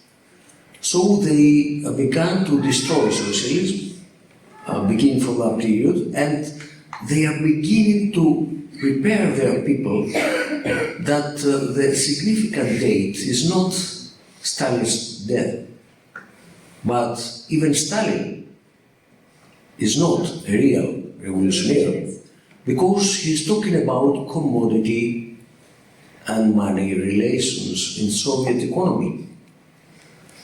He's talking about the value law in Soviet economy, etc. So he's not so communistic. Also, Stalin, you see? Why I'm talking about that? I'm talking about that because, unfortunately, maybe I'm wrong, but I have the opinion that Lenin was the last leader of revolutionary movement who's able to keep together theoretical, scientific approach at the highest level, together with practical organizing revolutionary work. After Lenin, we had, of course, very great leaders, such as Stalin, Mao, Kim, Ho Chi Minh, Castro, etc. But they couldn't have a synthesis of those abilities, of those skills, of the real leader. And beginning from that period, I mean beginning from after the Soviet Revolution, after the October Revolution, we had a line where the main line of the communist parties, including, unfortunately, including Communist Party of Soviet Union, they began to move out of the strategy line founded by Marx and Engels and Lenin to keep the scientific research at such a level according to which we can define the concrete historical dialectics of tactics and strategy. The dialectic relation between strategy and tactics in a real program.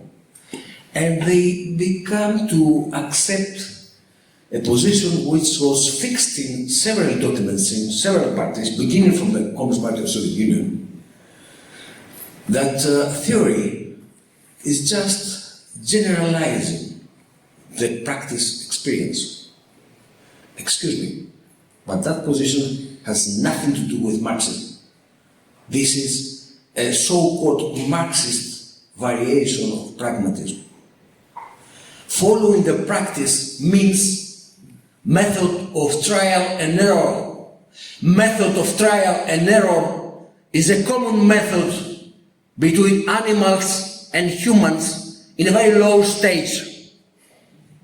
Believe me. After the Marxism, we have to describe, to explain, and predict. The role of real revolutionary science is to predict and to open the directions for the lines of communism. After that historic situation, I am afraid that we had the opposite way, where at the beginning, defining our everyday right line, the only right line, and afterward, we're trying to find out in a pragmatic way, so-called theory or ideology or propaganda, ideologies, schemes and dogmas, to show something like scientific or Marxist. Of course, I'm making that too hard. To be clear, okay? Of course, this is not such root in every party in any time, but this is a tendency which is the dominant tendency in the history of the communist parties. And believe me, this is not just a symptom, it is the essential characteristic of the destroying the third international tradition. I insist on that, destroying the third international tradition. So, if we are not able nowadays to find out not just a chronological date of beginning of the opportunistic split related with the date of the death of one or another leader, because it is something mystic, you know. We have in our country, I suppose not only in my country, we have comrades, they think they are communists, and they say that the day when Stalin died, we had socialism. The next day after Stalin died, we had capitalism in Soviet Union. Magic. Magic. How magic? Okay? And tell me please, are you sure that all the arguments and all the discussions, great discussions between communist parties and great leaders, including Mao, Stalin, Khrushchev, he's not great of course, Kim, Hoxha, even our historical heroic leader, Zachariadis, he was talking about. Are you sure that all that arguments were on a solid scientific basis or something else? For example, I have a line, I think that this is the right line, I have the real plan for building socialism, you have another line, my line is the best, you are opportunist. Excuse me, but building socialism, including, for example, the role of central scientific planning, of strategic directions of economy, including the subordinated role of commodity-money relations in that process. Is that a subject of what I like or you don't like? Is that a subject of subjective idealism and voluntarism? Of course, the question is rhetoric, but we can't continue in the third decade of 21st century to discuss such problems in that way. Simply we can't. We can't persuade young people that we have a positive communist perspective without learning critically, for example, which is the main contradiction of early socialism and of every socialist building. Why I'm asking? Because when I was 22, 23 years old and I began to talk about contradictions of socialism, my comrades told me that I am crazy or I'm traitor or I'm something not Marxist, I'm not communist. Why? Because I was trying to investigate, to research contradictions in social building. I was trying to explain that without contradictions we have no dialectics, no development. But it was not useful for them. They couldn't understand that. We are continuing to say the same today in several words, in several approaches. So, I'm concluding with that. We have to develop theory in similar way, not in the same. The situations are never the same. The situation is not the situation of 1940 because I like it. The situation is definitely another situation, unique situation. So, we have to develop fundamentally all the directions of our revolutionary science, revolutionary theory. And without such development, we can't win. Otherwise, we'll continue to discuss in a spiritualistic, idealistic way who has the best criteria or aesthetics on identifying identities. Because lies without science, excuse me, but it's very similar to postmodernity identities. Thank you.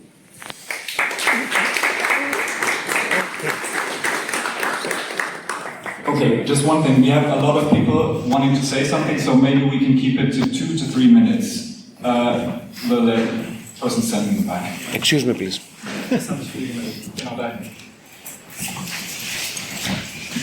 Okay, so my question is much easier on the theoretical side, but I think it's much harder on being a human being with integrity. And I wanted to use this opportunity to ask someone who's a little bit older and a little bit more experienced. I have a question where I am split in two as well.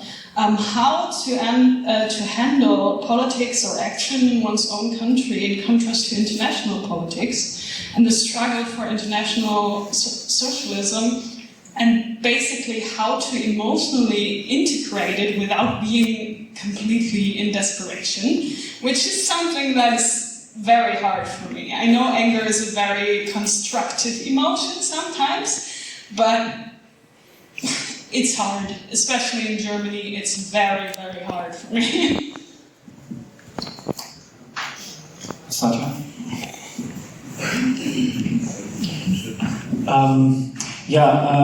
A very provocative and a very relevant discussion here right now. And Joti, thanks a lot for this historical development of the communist movement. It gives me a very good perspective to understand the developments of the communist movement. And I think CPIM, for example, in India really epitomizes this contradictory development of the communist movement. It has problems and it has its ideological strengths also. And maybe sometime I would like to talk to you about that. Just two small questions, one to you. You mentioned that the communists who do not have a correct line or who do not have the sincerity of understanding Marxism and Leninism, they are good at holding on to the formal side of the organizational discipline, and on the other hand, who are sincere in finding that out, they keep on splitting. Why is that? To Patelis, can you explain once again what was the tradition of the Third International which was destroyed, and how was it destroyed? I could not fully understand that. Maybe the second question you can communicate together after the talk, because we have so many people raising their hands. Tini was the next one. That's a lunch chat. Thank you very much for your speech, Joti. I wanted to ask you, you've talked a lot about SolidNet, and what is WOP? So is it the answer, the anti-SolidNet platform, or what are you aiming for? I didn't really get that. Maybe I was missing it, but I don't know. And maybe you could answer some questions of who's getting in there, how you're selecting them, and how your interaction is, and everything. And the main aim.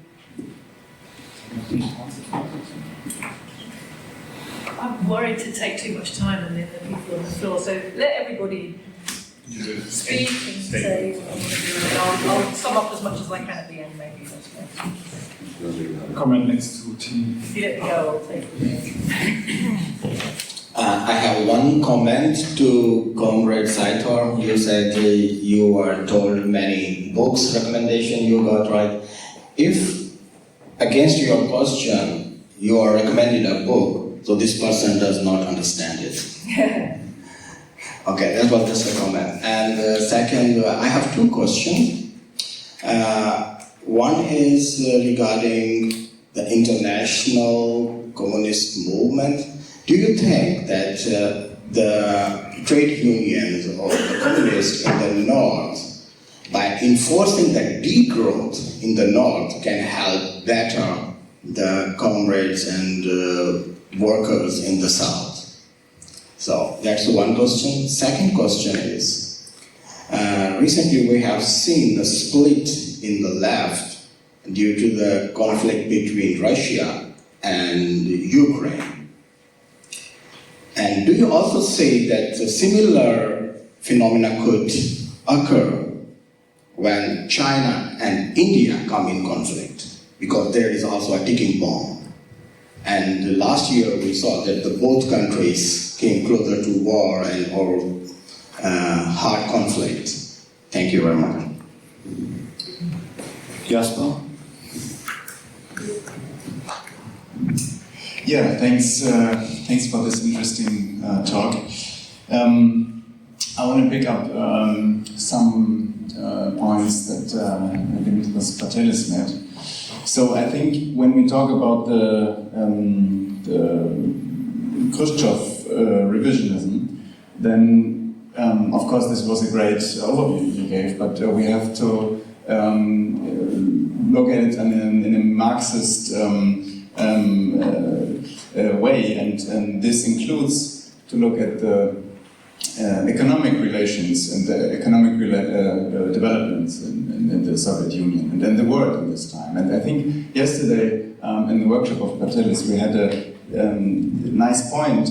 We had in the 60s, 70s, we had this new development of this new imperialism where we had such a kind of socialization of the means of production that is from bourgeois described as globalization,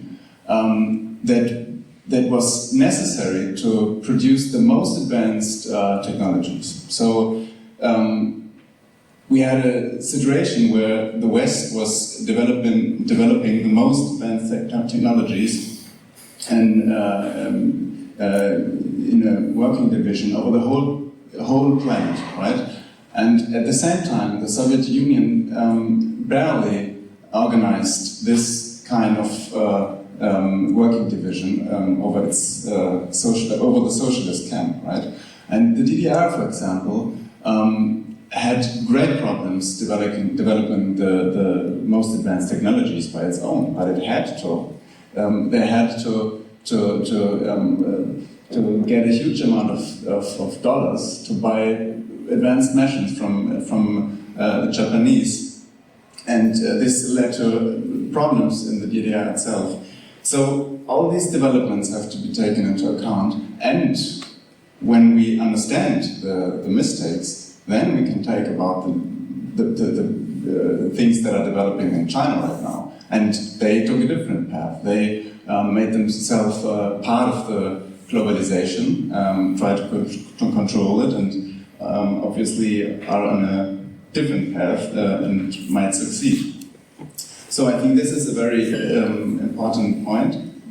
And of course, to understand all these things on a very fundamental basis, we need a very developed kind of scientific work in our rows. And this leads me to my next point. How do we organize this work? I mean, so we need to get in touch with the working class. We need to be in the everyday struggle of the working class. At the same time, we need to be the scientists that understand how the world works. And this is it's a lot of work to do. Yeah.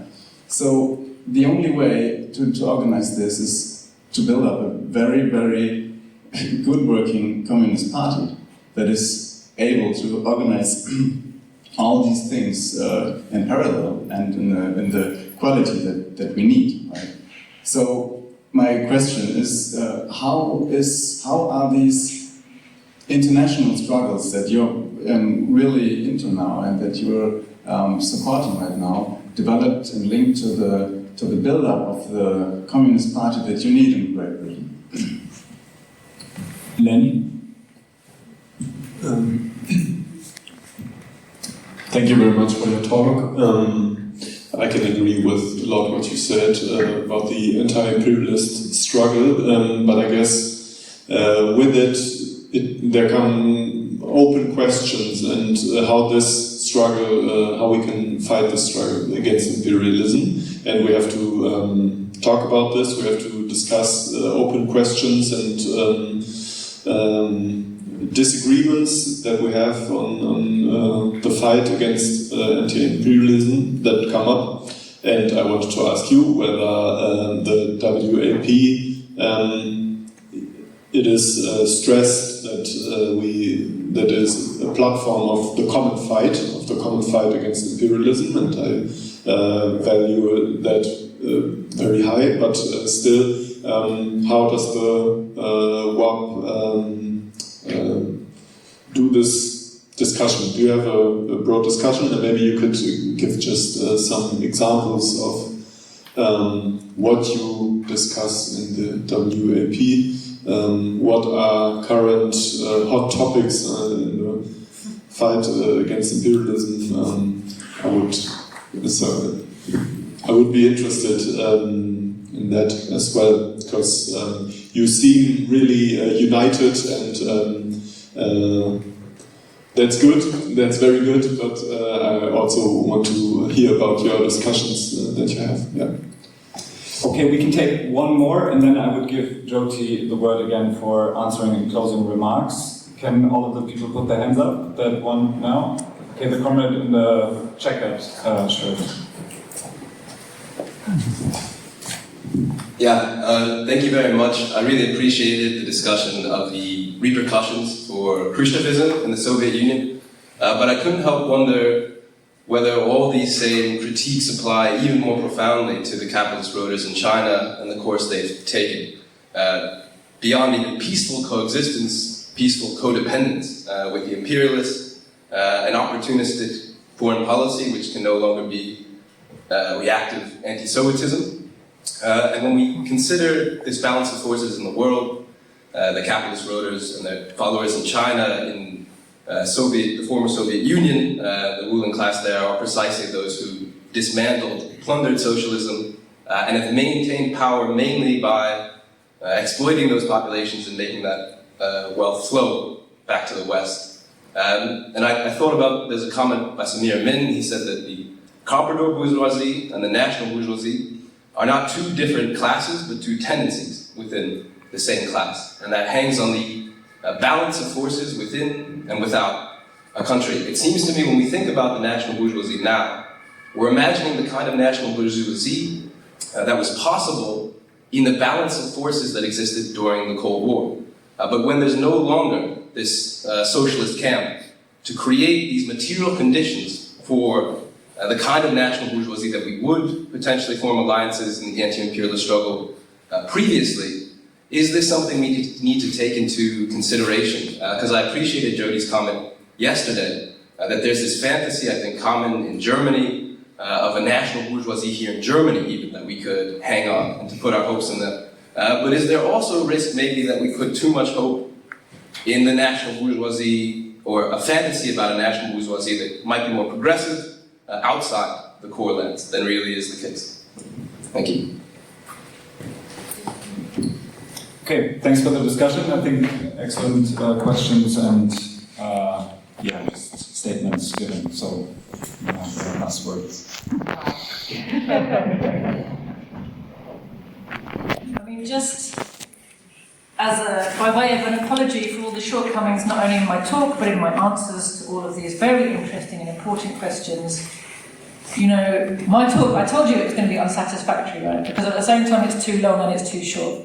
Because in trying to give you an overview and a summary, I've of course generalised and glossed over all kinds of important questions and summed up things which take books and books into half a sentence.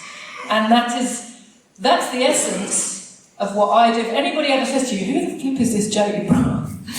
What does she know? What does she do? I know nothing.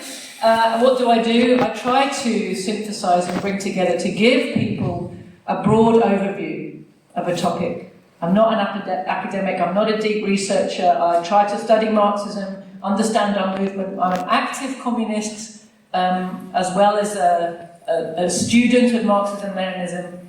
But I'm someone who has a long experience in the movement and comes from a tradition of people who have given their lives to study and activity simultaneously. and through this period. So I am someone who's in quite a good position through my daily work, as well as my experience and my connections, to try to give broad synthesis. And I am aware that that leaves many holes for discussion and things. He missed out this and he didn't say this, and of course that is all true. There's many weaknesses to this, but I hope in giving a broad overview, you start to get some context for the questions, because it's very easy to delve deeply into one particular aspect of one particular moment in time and get so caught in the details and everything about that you lose the big picture. Exactly. And that's what I say to anybody who feels pessimistic, for example, you know, the current bug, the lady over here.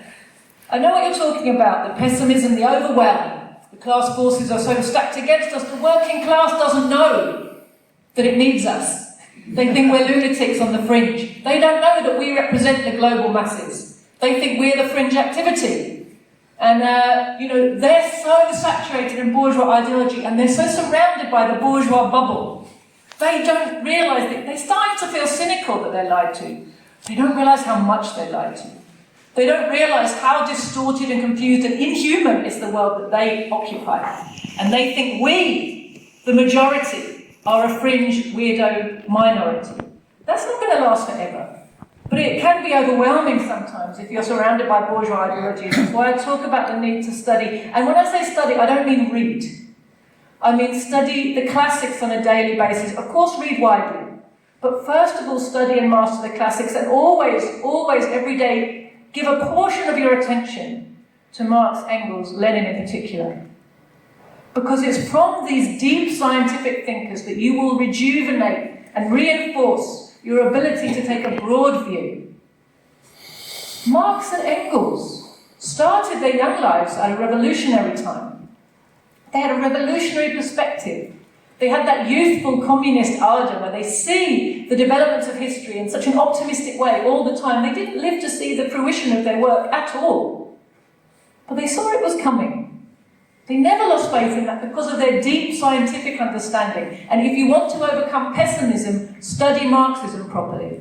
Not people who say they're Marxists, not people who will describe to you the symptoms of Marxism, which of course all this is interesting and useful. To have data at your fingertips about how imperialism oppresses people and loots people is good and useful. But to understand the broad picture, you need Marx, Engels or Lenin every day to just keep your perspective and your optimism and your understanding of why you're on the right side of history alive. And then no amount of pessimistic activity around you can undermine that knowledge. Because not a faith. Can feel like what it's knowledge, and that's why, you know, once you've really understood Marxism, you become like you have steel inside you. You know, Stalin was well named. He was a brilliant Marxist-Leninist, and that made him a man of steel. You know, and every communist has the potential to be a person of steel. Well, that's a man of art. I feel like I'm a man of steel. You know, there's something inside my core that won't be broken by any treatment or, you know, sidelining or, you know, propaganda attacks or whatever, it doesn't matter. You know, we understand where history is going and we're on the right side of that. You know, somebody asked about prioritising our tasks. Very hard when you're small and there's so much to be done. How do you know what to do? Well, again, there's not a formula, but you do, of course, have to be realistic with yourselves, depending on the size of your forces. Some of the things we can see we would like to do may well have to wait till after the revolution. You know, everything is not possible.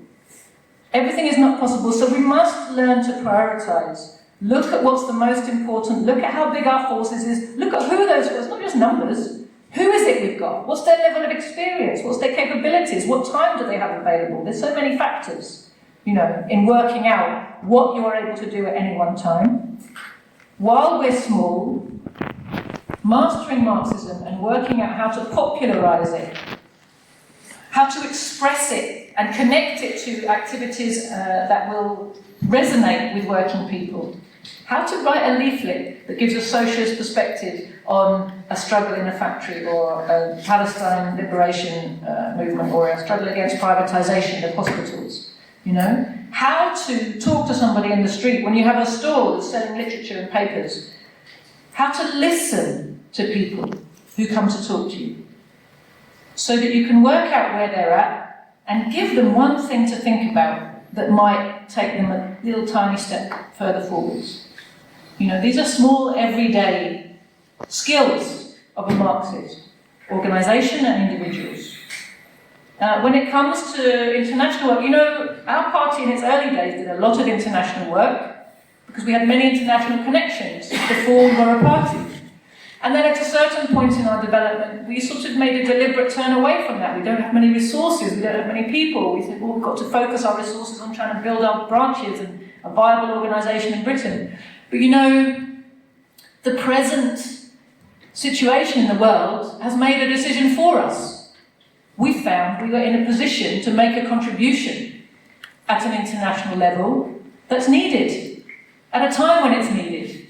So we had to forget about the money and the people and the extra load on people who already have too much to do and just find a way. Because, you know, life put that task in front of us. It wasn't in our roadmap, it wasn't in our plan of how we're going to build our party, but one also has to be prepared to respond to events and reassess and reevaluate. So, you know, there is an element of responding to life and seeing what happens in our work alongside our general theoretical overview. And we have to always be balancing the two, looking at what's happening right now and working out how you respond to that, whilst bearing in mind your longer term goals and what resources you have and all the rest of it. You know, so I'm afraid there's no easy answer to these questions. But learning to see the fundamental, the primary, and let go of all the wish list and the nice to haves, or allow them to be secondary. You know, prioritising your activities is very important. And it's the only way you're going to maintain your sanity as well. What is the platform? No, we're not the anti-SolidNet. We were not formed in opposition to anybody. We were formed in response to a need that was not being met. That's a different thing.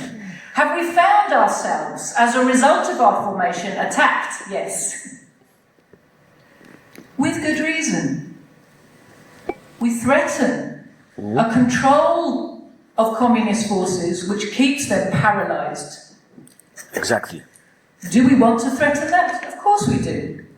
We didn't found ourselves to oppose SolidNet, but of course that's how it's ended up. Because what we found ourselves to do is practically reinforce the growth, development, and hopefully contribute to the victory of the anti-imperialist camp at a crucial period when this is the fight of all fights, friends. We've been waiting all this time for revolutionary situations, and they're starting to develop right in front of us. That's right. And everyone's sitting on their chair going, oh, look the other way. Not quite ready. Oh, this is a war between imperialists, nothing to do with us. No! No! Look around. This is urgent now, and this question has to be responded to. It wasn't being responded to. And this old way of turning up to conferences and delivering papers that say opposite things and going home again, and nothing changes, and we come back and do the same thing in a year's time, and again in another year's time, and meanwhile, the real activity is happening in the world, and the communists are sat in the corner having professional debates, academic debates once a year. Is this what Marxist science teaches us? Is this why there's 95 volumes by Marx, Engels and Lenin on the walls of my room so I can point to them and say I'm a Marxist? What's in the bloody books? Pardon my French. Yes? Actually, it's probably more German, isn't it? There you go. We swear in German in England. How do we find people? Well, we look for people who look like they want to do something, and they find us also. We wrote the Paris Declaration to embody and summarise what we see as the primary division in the world today. We hope it speaks for itself. That's the primary basis on which we ask people to come towards us. Does this agree with your idea of what's happening in the world today? On this basis, are you prepared to unite with us in joint action to bolster the forces of anti-imperialism? Will you take this programme to the masses in your country? Yes? Not come here and sign a piece of paper and go home and come and see us at the next conference? Is this a line, is this a banner that you are prepared to take to the streets in your country to help educate the workers where you live about what's happening in the world? All of us, we're a very small party in Britain. We have minimal connection to the working class right now. But we do what we can to grow that on the basis of telling them the truths they need to hear. We have made a leaflet of the Paris Declaration, explaining where it came from and why we support it, and we put it on all our stalls. When we have a stall, we also put up a platform banner. We try to connect this analysis with people that we meet. Show it to them, talk to them. A leaflet you can give for nothing to anybody who talks to you. We take it to anti-war meetings, along with people who'll stand up from the floor and say, our anti-war movement, the first demand of the so-called peacemakers is Russian troops out. And the only people who are going to tell the well-meaning souls who turn up to those meetings that Russian troops out means NATO forces in, means Nazis in, means Donbass massacre in. The only people who will tell the peace lovers of Britain these hard truths are us. So we take our platform leaflet and we take our people into their meetings and we intervene and we try in whatever way we can to connect these difficult truths with the workers of Britain in whatever way we can. And we know that life is going to prove us correct. Remember, when you're feeling overwhelmed, number one, you're with the global majority. Number two, the forces of history are bolstering us every day. Our momentum is growing. The momentum of the other side is causing decay, demoralization, fracturing and falling apart. And if you want to see a proof of how these forces develop unseen and then burst out, only look at Palestine right now.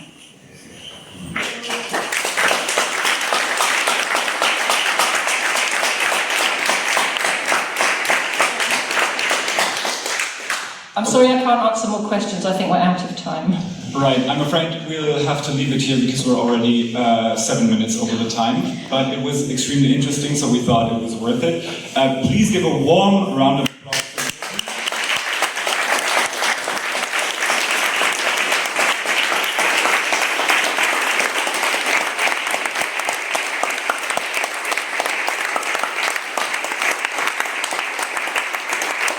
And now we have an hour of lunch down in the yard, and we'll see each other here at 1 p.m. again for the panel discussion on German imperialism. And again, for the English guests...